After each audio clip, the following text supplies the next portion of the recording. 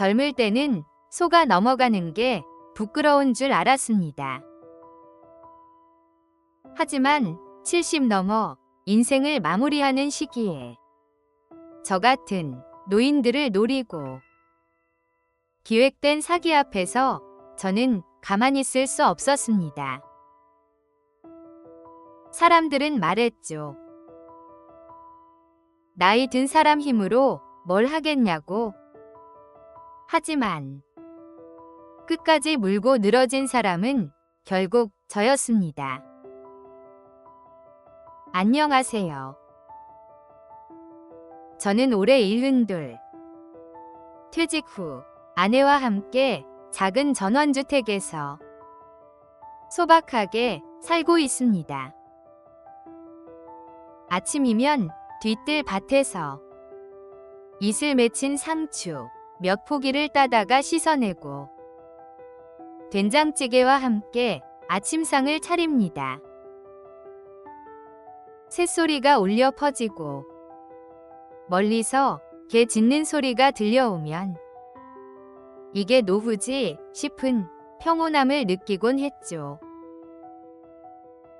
점심 이후에는 동네 도서관에 들러 오래된 신문을 읽거나 친구들과 장기판 앞에 앉아 장기 두는 게 낙이었습니다. 말하자면 세상 시끄러운 일들은 다 내려놓고 그저 소소하게 하루하루를 채워가는 삶이었죠. 노년에 더 바랄 게 뭐 있습니까? 식구들은 이미 제 몫의 가정을 꾸렸고 저는 그저 아내와 함께 잔잔히 늙어가면 그걸로 족하다 여겼습니다. 그런데 그날 한동안 소식조차 없던 사촌 동생 명수가 집을 찾아왔습니다. 문을 열자마자 특유의 번지르르한 미소를 짓더군요. 형님, 오랜만입니다. 건강해 보이시네요. 사실 형님 생각나서 찾아왔습니다.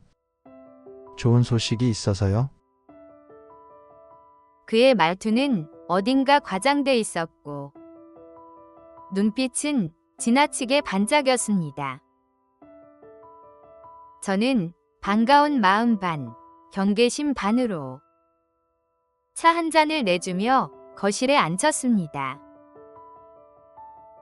잠시 안부를 나누는 듯 하더니 그는 곧 가방에서 두툼한 서류 뭉치를 꺼내 탁자 위에 올려놓았습니다.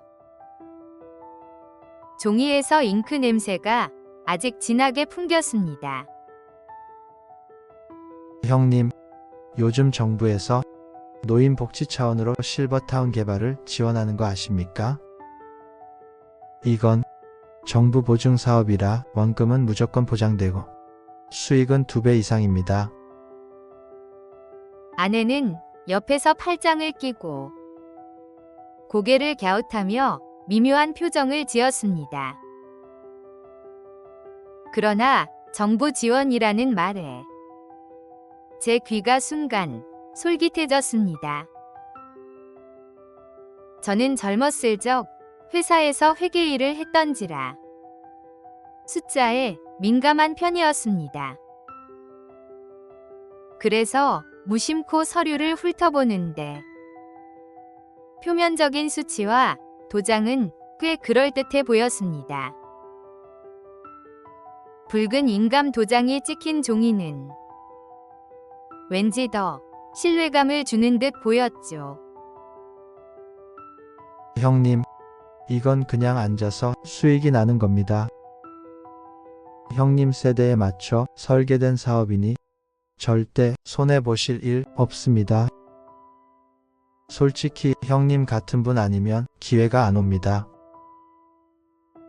그의 목소리는 확신에 차 있었고 손짓은 점점 더 커졌습니다. 아내는 눈썹을 찌푸리며 제 눈치를 살폈지만 제 마음은 어느새 흔들리기 시작했습니다. 솔직히 말하면 제 마음은 크게 흔들렸습니다. 퇴직금 일부가 은행에 묶여 있어도 고작 몇 푼 이자가 나올 뿐이었죠. 매달 들어오는 연금은 생활비에 딱 맞게 쓰다 보면 남는 게 없었고 노후 자금이라던 것도 마냥 넉넉하지 않았습니다. 그 순간 머릿속에 스쳤습니다. 만약 이 투자가 정말 사실이라면 아내와 더 편히 살 수도 있지 않을까? 애들한테 손 벌릴 일도 없을 테고. 하지만 제 곁에 있던 아내는 단호했습니다. 목소리에 평소보다 힘이 실려 있었습니다. 여보, 왜 뜬금없이 나타난 사람 말을 믿으려 해요? 명수 씨, 젊을 때부터 돈 문제 많았잖아요. 빚쟁이한테 쫓겨 다니던 거 벌써 잊으셨어요? 아내의 말에 가슴이 철렁 내려앉았습니다. 저도 그 사실을 알고 있었으니까요. 하지만 동시에 제 마음 한쪽에서는 이상한 합리화가 스멀스멀 올라왔습니다. 그래도 피는 물보다 진한데 얼마 나를 속이겠어? 게다가 이번엔 정부 지원 사업이라잖아.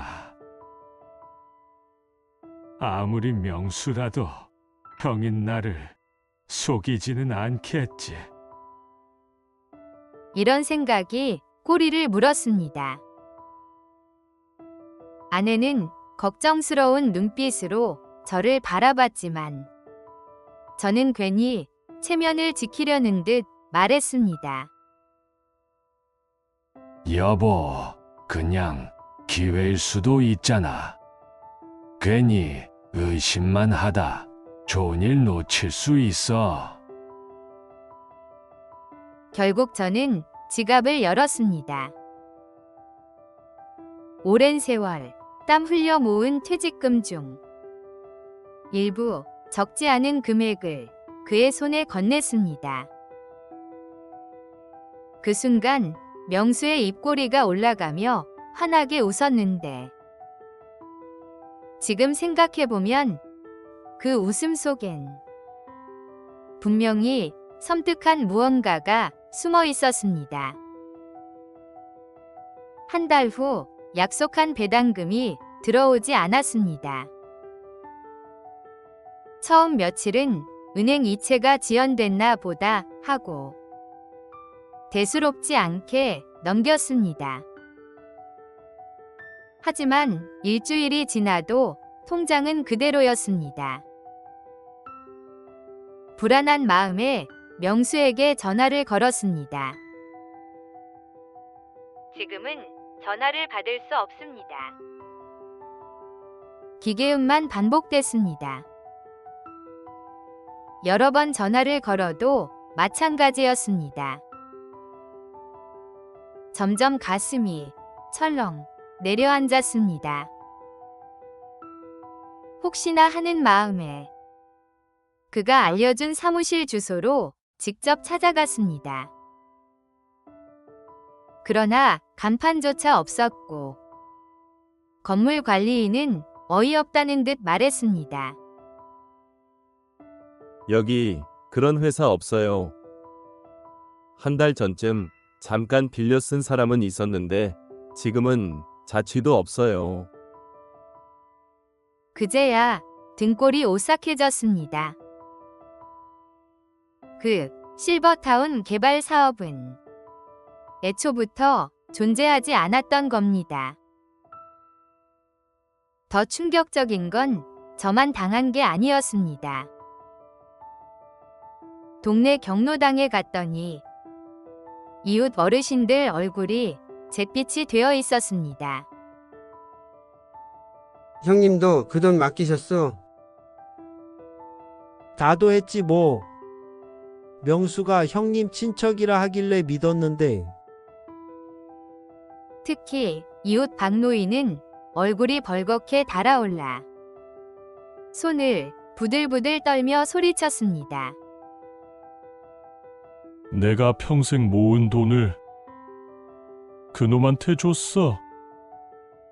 이젠 뭘로 살아가라고. 애들 눈치도 봐야 하고 노인네 체면 다 구겼어. 그제야 실감이 났습니다. 이건 단순히 제 퇴직금 몇 푼의 문제가 아니었습니다. 노인들만 골라 교묘히 노린 계획된 조직적 사기였던 겁니다. 집으로 돌아오자 아내는 제 손을 꼭 잡고 울먹이며 말했습니다. 여보, 이제 잊어요. 괜히 더 고생만 할 겁니다. 남은 삶은 편히 조용히 살아요. 제발 부탁이에요. 그 순간 제 속에서 무언가가 끓어올랐습니다. 억울함, 분노, 그리고 꺼지지 않는 자존심이었습니다. 이건 그냥 돈 문제가 아니야.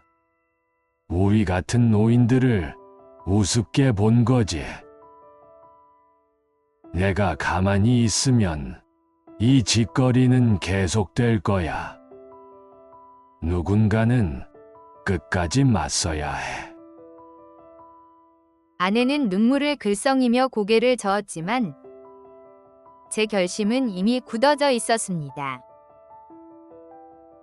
젊었을 때 저는 회사에서 회계 감사 일을 했습니다. 숫자와 서류를 들여다보며 거짓을 잡아내는 일이 제 일이었죠. 그래서인지 명수가 내밀었던 서류 더미를 다시 펴놓았을 때 저는 본능적으로 눈에 띄는 이상점을 하나둘씩 찾아내기 시작했습니다. 우선 계약서 맨 앞에 찍힌 인감. 겉보기엔 번듯한 붉은 도장에 보안 문구까지 넣어둔 것처럼 보였지만 확대해서 보면 글자 굵기가 고르지 않고 도장 테두리 안쪽에 미세한 뜯김 자국이 있었습니다. 진짜 인감이라면 뜯김 자국이 날 수가 없다는 감이 왔죠. 그리고 계약서의 날짜 표기는 월과 일이 번갈아 쓰인 흔적이 있었고 같은 잉크로 쓰인 서명이 여러 장에서 똑같이 복사된 듯한 패턴도 보였습니다. 회계 감사 시절 저는 바로 위조 신호들을 읽어내곤 했습니다. 이건 초보가 꾸민 날림이 아니라 어느 정도 솜씨 있는 자가 준비한 문서였습니다. 더 뒤로 넘기니 투자유치 명목으로 첨부된 재무제표라 불리는 문서에는 이해할 수 없는 항목들이 많았습니다. 수입으로 잡힌 항목에 특정 건설자재대급이 반복적으로 입력되어 있고 거래처 명단에는 흔히 보이는 사업자 등록번호가 없거나 동일한 번호가 여러 다른 이름에 붙어 있었습니다. 저는 인쇄된 문서에 미세한 줄간격, 글자체에 미세한 불일치까지 체크하며 눈썹을 찌푸렸습니다. 일단 위조다. 그리고 배후의 문서를 꾸밀 수 있는 조직이 있다. 는 결론이 머릿속에 단번에 섰습니다. 다음은 법인 주소 추적이었습니다. 명수가 적어준 주소로 직접 가보니 안내 표지엔 해당 재단 이름이 없었습니다. 주소를 관리하는 건물 주인과 이야기해보니 그런 회사는 없습니다. 한두 달 전에 잠깐 사무실을 빌려간 사람은 있었지만 지금은 나갔습니다. 는 말뿐이었죠. 더 깊게 파고들자 그 사람들이 사용하던 우편함과 연결된 주소에는 중견 건설사의 사무실이 있었습니다. 건설사 이름은 지역에선 꽤 알려진 곳이었고 그 회사가 실버타운 개발과 관련해 여러 토지 매입을 해왔다는 소문도 있었습니다. 저는 이 판이 단순한 친척의 사기극이 아니고 건설사와 결탁한 구조적 기획임을 직감했습니다.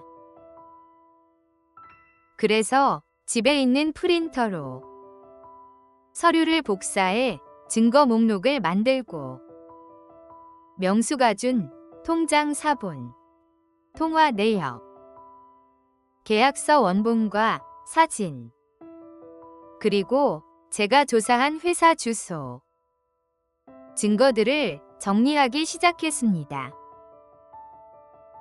작은 포트폴리오 하나가 만들어지자 저는 동네 공터에 경로당으로 향했습니다. 경로당 문을 열고 들어가니 어르신들이 모여 수다 떨다 말문이 막힌 듯 저를 쳐다봤습니다. 저는 자리 하나를 잡고 천천히 말문을 열었습니다. 여러분, 우리 중 몇 분이 같은 사람한테 당했습니다. 다들 부끄러워서 말 못하셨겠지만 이건 창피할 일이 아닙니다. 잘못한 건 우리가 아니라 그 사람들입니다. 처음엔 낮은 속삭임뿐이었지만 제가 위조된 도장과 복사 흔적을 보여주며 하나씩 설명하자 분위기가 달라졌습니다. 어느 순간 박 노인의 얼굴에 붉은기가 돌아오더니 손을 꽉 쥐고 말했습니다. 그놈들 우리가 당한다고 생각했지.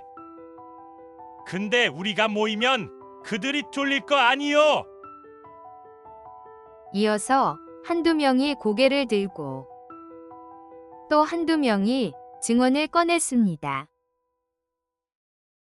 나도 저런 문서 받았어요. 전화번호가 이상했어요. 사무실 가봤더니 아무도 없더라고요.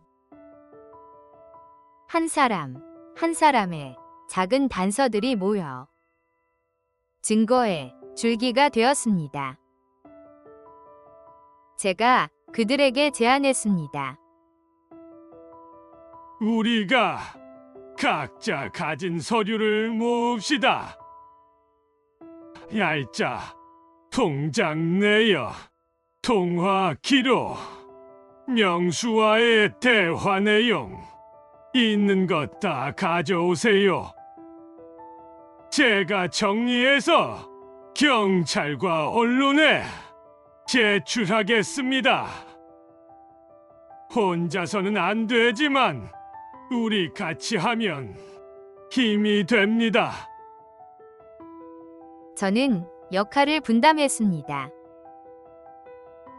젊은 몇몇 이웃에게는 복사와 우편 발송을 부탁했고 사진을 찍을 수 있는 손재주 좋은 어르신에게는 문서 촬영을 맡겼습니다. 누군가는 법률 상담을 받을 때 동행해 진술을 정리해주기로 했습니다. 그 순간 제 눈빛을 보고 수척해 있던 몇몇 어르신들이 다시 고개를 들었습니다. 겁먹었던 표정이 조금씩 정색으로 바뀌고 군데군데에서 작은 결의의 기운이 피어났습니다. 저는 조용히 말했습니다. 우리의 무기는 돈이 아닙니다. 우리가 살아온 시간과 기억, 그리고 서로를 지키려는 마음입니다. 하나씩 모으면 이길 수 있습니다. 그 말에 모두 고개를 끄덕였습니다. 그렇게 우리의 반격이 시작되었습니다. 저희는 며칠간 밤을 새워 모은 증거를 들고 경찰서를 찾았습니다. 피해자 모임에서 가장 말이 분명한 박노인과 제가 앞장서서 진술했고, 다른 어르신들도 주름진 손으로 서류를 하나씩 내밀었습니다. 경찰관은 형식적인 미소를 지으며 고개를 끄덕였지만 눈빛은 시큰둥했습니다. 며칠 후 연락이 왔습니다. 수사 종결입니다. 증거 불충분이에요. 그 한마디에 제 손에서 수화기가 미끄러질 뻔했습니다. 증거가 부족하다니. 이렇게 많은 문서와 피해자가 있는데.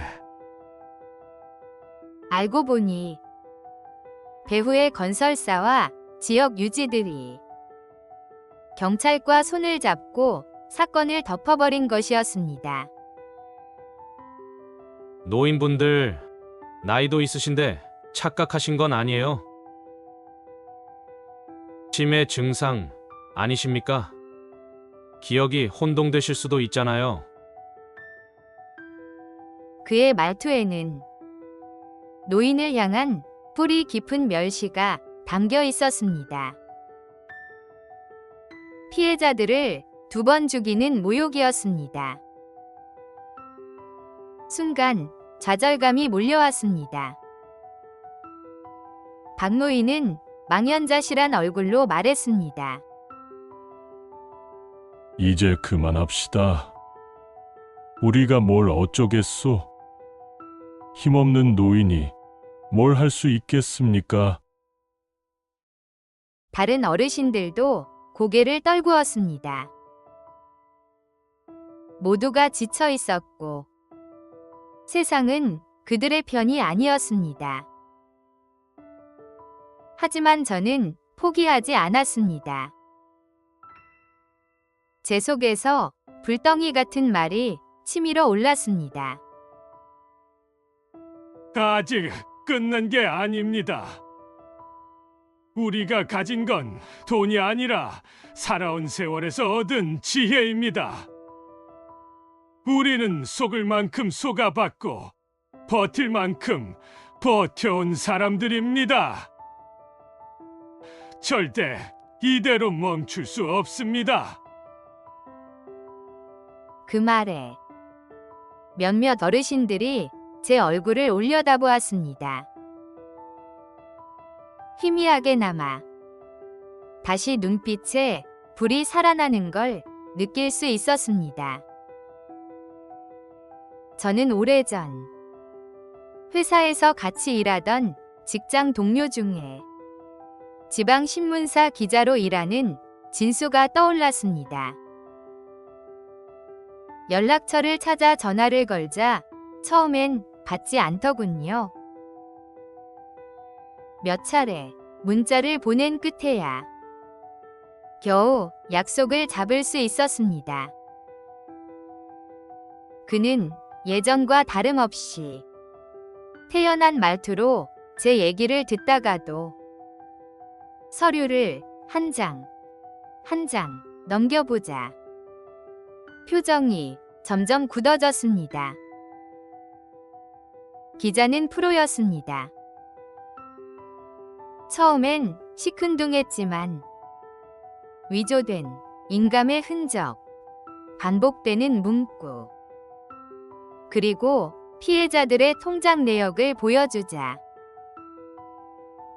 그의 눈빛이 달라졌습니다. 이건 그냥 개인 사기가 아닙니다. 배우가 있어요. 제가 직접 취재해 보겠습니다.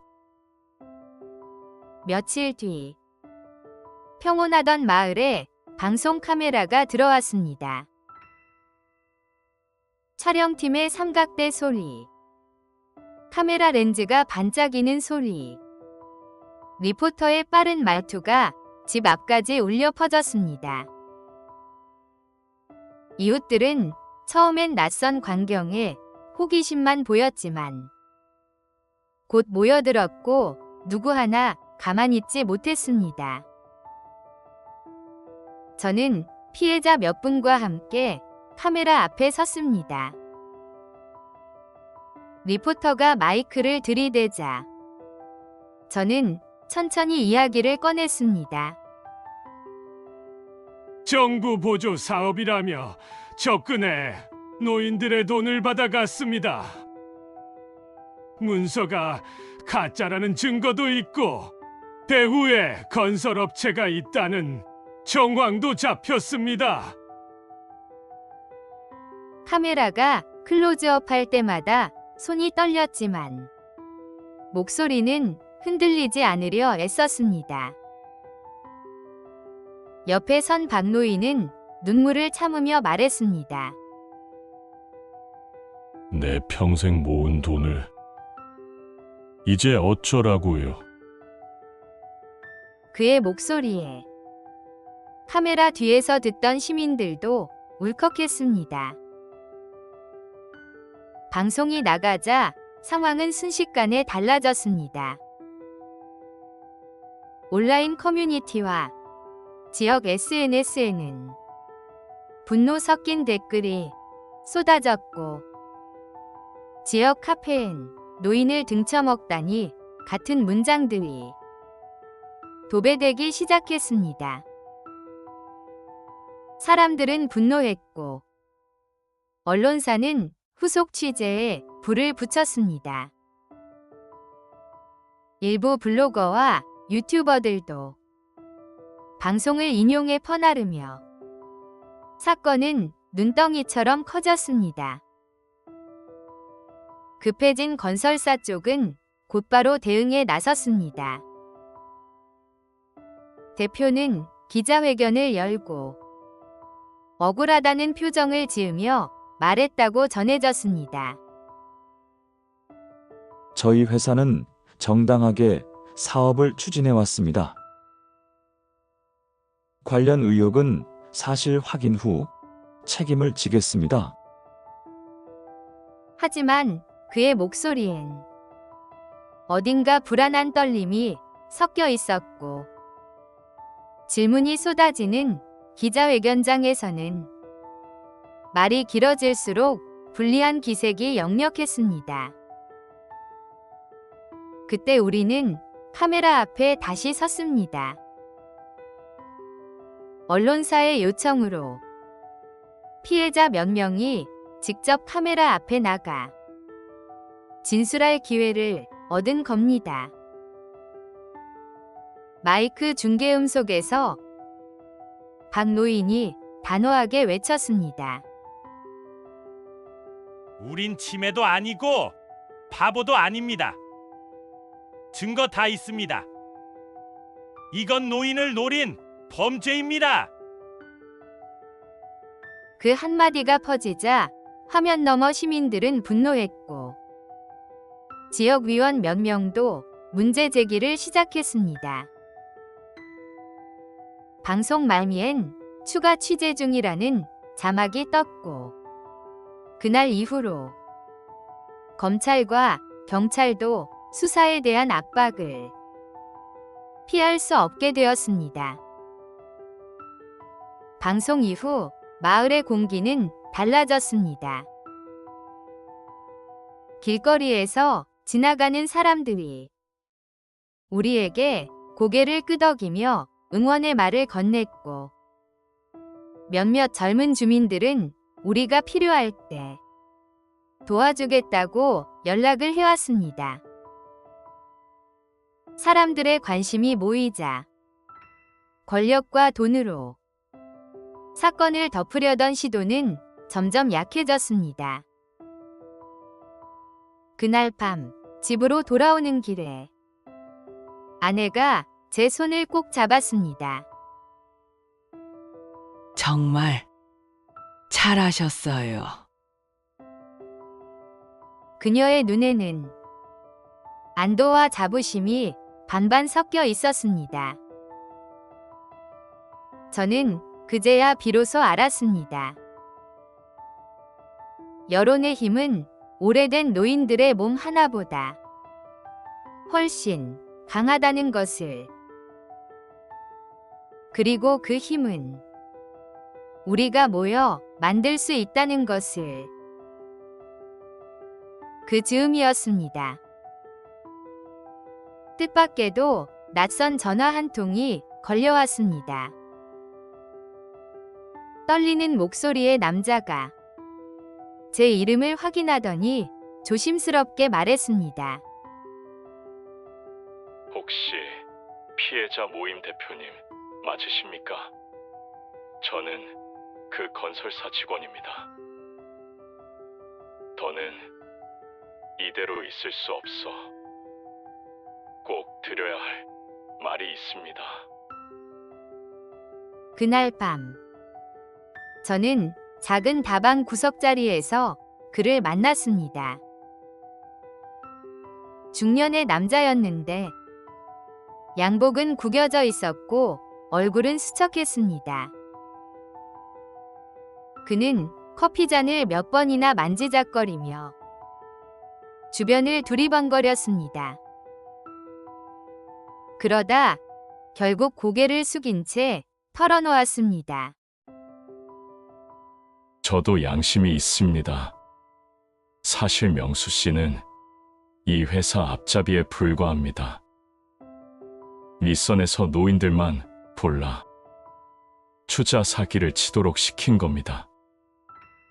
목적은 단 하나, 노인분들이 가진 퇴직금과 땅을 헐값에 빼앗아 개발하려는 거였습니다. 그의 말에 제 손이 굳어졌습니다. 애초에 단순한 친척의 배신이 아니라 기업이 주도한 계획적 범죄였던 겁니다. 잠시 후 그는 주위를 살피더니 낡은 서류 봉투를 내밀었습니다. 봉투 안에는 내부 문건 여러 장이 들어 있었습니다. 표지에는 굵직하게 실버 자산 확보 전략이라는 글자가 박혀 있었습니다. 저는 문건을 넘기며 숨을 삼켰습니다. 고령층 대상 투자 상품 설계, 고수익 포장 문구 사용, 신뢰 확보 위해 친족 및 지인 동원, 토지 매입 계획, 노인 소유 농지 및 전원주택 우선 대상, 계약 불이행 시 법적 대응, 최소화 가능성 높음. 적나라하게 노인들을 쉽게 속일 수 있는 집단으로 규정하고 사기를 통해 토지를 빼앗을 계획이 조목조목 적혀 있었습니다. 그 문건을 쥐는 순간 가슴 깊은 곳에서 분노와 함께 확신이 솟아올랐습니다. 이제 끝이다. 이 문서 하나면 그놈들 꼼짝 못한다. 검찰 수사가 재개되자 마을 전체가 다시 술렁였습니다. 피해자 모임 사람들은 법원 앞까지 함께 나섰습니다. 수척해진 얼굴이었지만 그 눈빛만은 누구보다 강했습니다. 재판정에 들어서자 그토록 당당하던 건설사 대표와 명수는 피고석에 앉아 있었습니다. 명수는 고개를 숙인 채 땀을 흘렸고 건설사 대표는 억울하다는 표정을 지으며 변호사와 속삭이고 있었습니다. 하지만 그들의 눈빛에는 이미 자신감 대신 두려움이 자리하고 있었습니다. 법정 안은 피해자들의 진술로 가득했습니다. 우린 치매가 아닙니다. 평생 모은 돈을 빼앗아 갔습니다. 주름진 얼굴, 떨리는 목소리였지만 모두가 진심을 담아 외쳤습니다.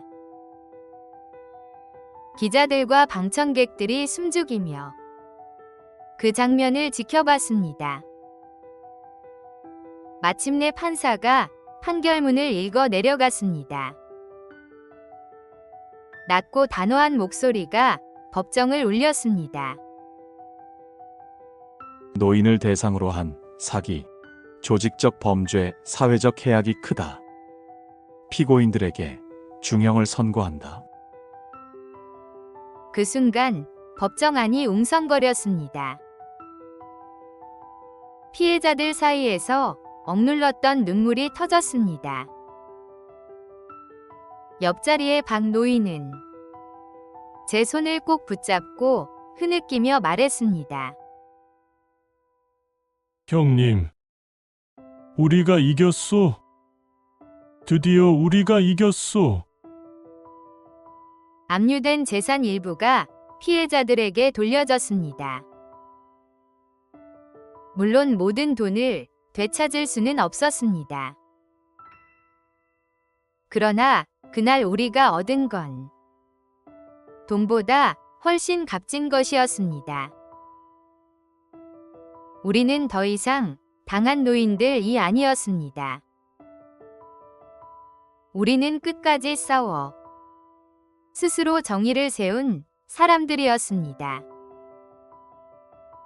법정을 나서는데 기자가 카메라를 들이대며 물었습니다.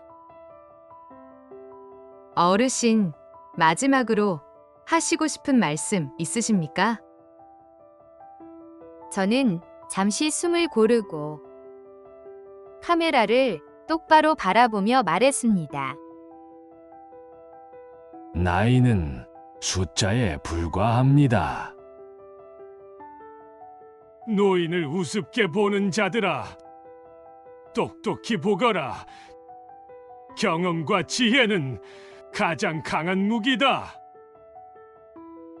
그 말이 끝나자 카메라 플래시가 터졌고 박수가 흘러나왔습니다. 하늘은 마치 오래 기다렸다는 듯 그날따라 유난히 맑고 높았습니다. 재판이 끝난 날, 박노인이 제 손을 꼭 잡으며 말했습니다. 형님, 솔직히 난 포기하려 했습니다.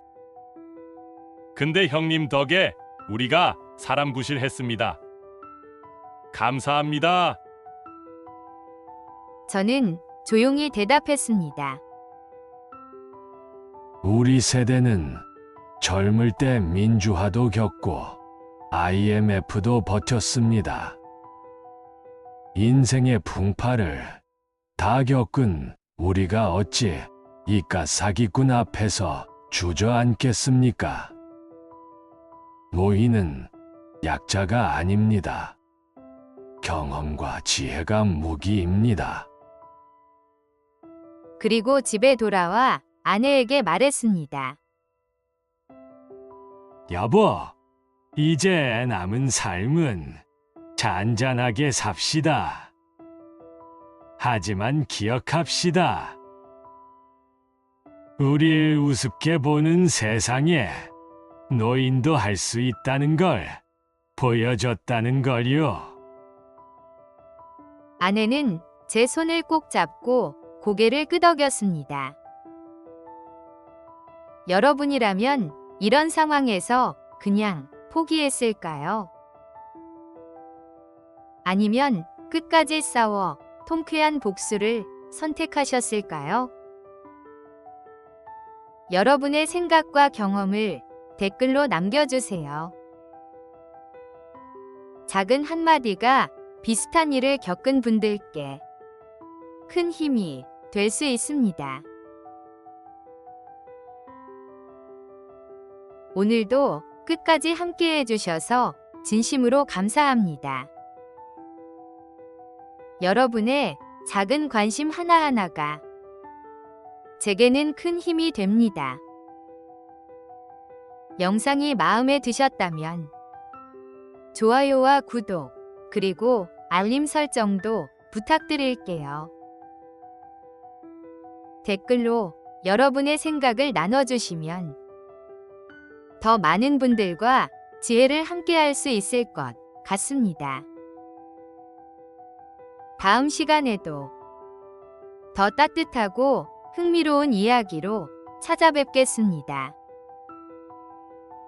늘 건강하시고 행복하세요.